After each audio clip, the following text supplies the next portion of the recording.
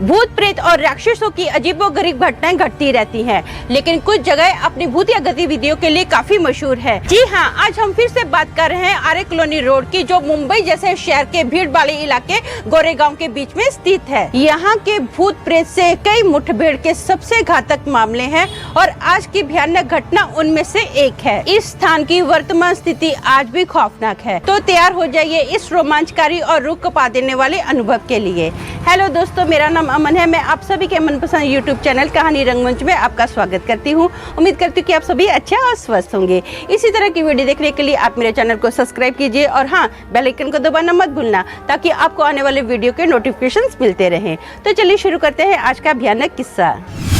दोस्तों, आज का जो किस्सा है ये मुंबई गोरेगांव आर्य कॉलोनी का किस्सा है। आर्य कॉलोनी के खत्म होते ही ना एक बस्ती है। उस बस्ती में संजय और रूबी नाम के हस्बैंड वाइफ रहते हैं।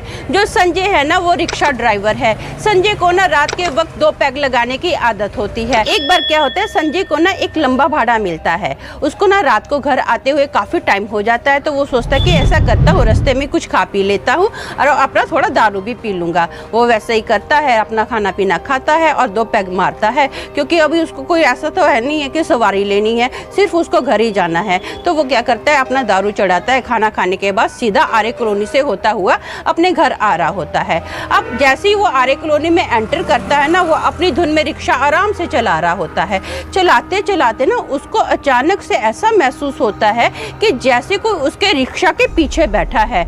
अब ना वो रियर व्यू से देखता है। रियर व्यू से देखने के बाद वो देखता है कि उसके रिक्शा के पीछे ना एक भयानक शक्ल वाला आदमी बैठा है, जिसकी जो आंखें हैं ना पूरी येलो येलो हैं, और वो एक जैसे अंधेरे में लाइट कैसे काम करती है, उसकी आंखें ऐसे चमक रही हैं। उसका जो शरीर है ना धुएं की तरह ऐसे ऐसे आधा आधा हवा में उड़ रहा है। वो ये देखकर बहुत ज्यादा घबरा जाता है। अब लेकिन उसको पता होता है कि आर्य कॉलोनी में ना भूतों के बहुत ज्यादा किस्से हैं।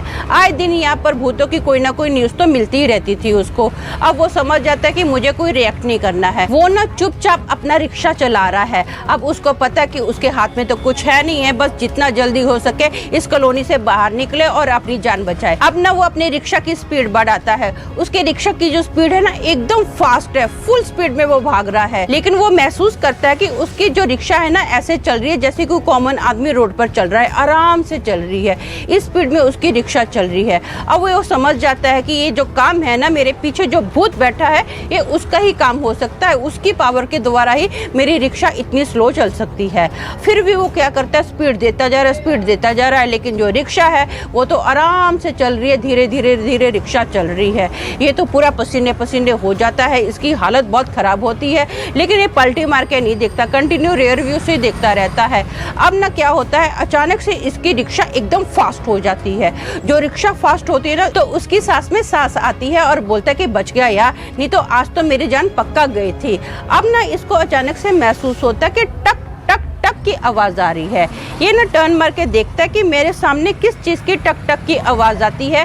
तो ये पाता कि वो जो भूत इसके रिक्शा के पीछे बैठा था ना, अब वो जो भूत है ना इसकी रिक्शा के साथ साथ भाग रहा है। और जो भूत है ना कंटिन्यू इसी को देख रहा है। वो बहुत ही क्रीपी स्माइल देता है। ये देखकर इसकी हालत बहुत ज्यादा खराब हो जाती है। उस भूत को देख रहा होता है तो अचानक से इसकी जो रिक्शा है ना पेड़ के साथ ठाट से टकराती है।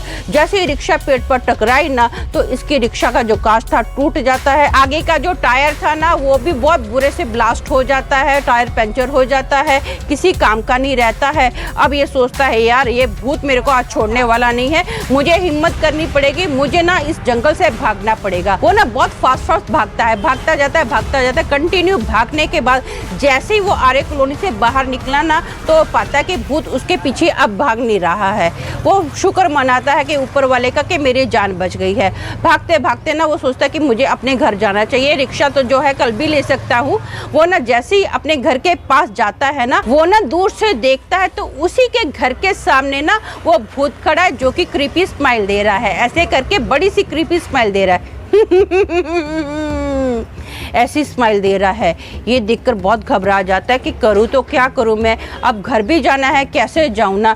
इतने में ये सब बातें सोच ही रहा होता है तो वो जो भूत है ना, इसके घर का दरवाजा बंद है तो बंद दरवाजे से आर पार होकर सीधा घर के अंदर चला जाता है। ये बहुत घबरा जाता है, इसको बहुत टेंशन होती है कि मेरी बीवी घर पर अकेली है, मुझे कुछ करना पड़ेगा। अब ये फटाफट अपने घर की ओर भागता है और अब जैसे ही ये दरवाजा नॉक करने वाला होता है ना, तो इसकी बीवी धाड़ देने दरवाजा खोलती है। जैसे ही दरवाजा खुलता है तो पाता है इसकी जो वाइफ है ना, उसके पूरे बाल खुले हैं, उसकी जो आंखें हैं ना, जैसे भूत की आंखें थी, मैंने बताया कि एकदम येलो आंखें थी, वैसी उसकी येलो येलो आंखें हो जाती है। रात के टाइम पर उसकी आंखें जो है ना भयंकर चमकनी स्टार्ट हो जाती है।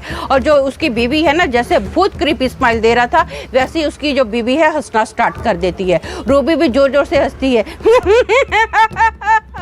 रूबी कंटिन्यू ऐसे हंस कर रही है। ये घबरा जाता है कि मैं करूँ तो क्या करूँ। फाइनली क्या करता है, ये अपनी बीवी को घर के अंदर बंद करता है और बाहर से लॉक करता है और फटाफट ना ये एक बाबा को जानता है जो भूत प्रेत निकालता है। ये उसके पास जाता है और उसको पूरी घटना बताता कि ऐसा ऐसा मेरे साथ हुआ है। वो जो झाड़ फूक वाला होता है ना, फटाफट इनके घर पर आता है। जैसे इनके घर में एंटर किया ना, वो जो झाड़ फूक वाला है ना, इसकी बीवी को बालों से पकड़ता है और झाड़ फूक करनी कंटिन्यू स्टार्ट कर देता है। जो रूबी है जोर जोर से हंसती जा रही है, हंसती जा रही है।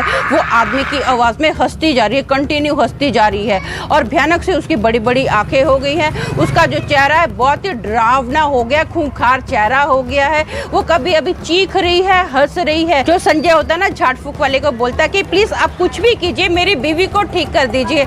आज के बाद ना मैं कभी भी दारू को हाथ नहीं लगाऊंगा। वो जो झाड़ फूक वाला है ना, कंटिन्यू झाड़ फूक करता जा रहा है। फाइनली जो रूबी होती है ना, बेहोश होकर जमीन पर गिर जाती है। जमीन पर गिरने के बाद अब वो जो झाड़ फूक वाला है, वो संजय को बोलता है कि फटाफट ऐसा कर, पानी ला और तेरी बीवी के फेस पर मार। जब रूबी के फेस पर पानी मारा जाता है तो उसकी आंखें एकदम नॉर्मल होती है, एकदम वो नॉर्मल होती है। तो जो रूबी थी ना, उसके बाद कभी भी उस भूत का असर नहीं हुआ है। इस घटना को हुए ना 20 साल हो गए हैं। आज भी जो संजय है ना, वो दारू को हाथ नहीं लगाता है क्योंकि वो अपनी बीवी को बहुत प्यार करता है। तो दोस्तों, मेरा मानना ये है कि अगर हमको पता है ना कि इस जगह पर भूत है तो उस जगह पर कभी भी नहीं जाना चाहिए, खास तौर पर दारू पीकर। अगर आपके पास कोई ऑप्शन ही नहीं है, उस जगह से जाना ही पड़ सकता है, तो फिर तो ऊपर वाला ही आपकी रक्षा कर सकता है। तो आज के लिए बस इतना ही। कल फिर मिलूंगी और एक भयानक किस्से के साथ। तब तक के लिए शालोम, शांति और सलाम।